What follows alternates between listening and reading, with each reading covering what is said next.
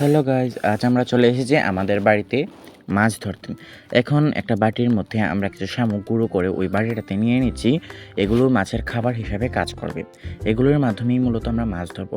আর দরকার হবে একটি কাপড়, যেটাতে মানে একটু ছেঁড়া ফাটা হলেই চলবে।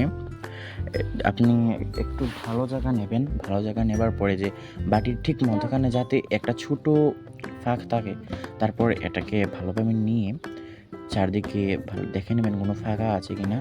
ভালোভাবে এটাকে ঘোরাতে এটাকে শক্ত করে নেবেন। তারপর একটা কোনো অগভীর জায়গায় যেখানে ট্যাংরা মাছ আছে সেখানে আপনারা এটাকে ভালোভাবে মানে যেতে পাকের নিচে আপনারা ডুবিয়ে রাখবেন, যাতে এটা কোনোভাবে উপরে ভেসে না ওঠে। দরকার হবে একটা খালুই, যদিও আমাদের এটা ভালো না, আপনি একটা ভালো খালুই নেবেন।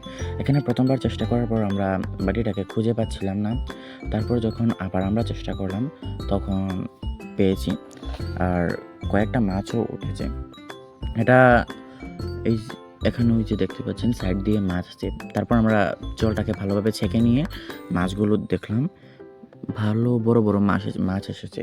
আপনাদের যদি বাটির ফাঁকটা একটু বড় হয় তাহলে বড় বড় মাছ উঠবে, আর যদি ছোট হয় তাহলে ছোট ছোট মাছ উঠবে, কারণ ভেতর দিয়ে মাছ যেতে পারে না বড় মাছ ছোট ফাঁক দিয়ে।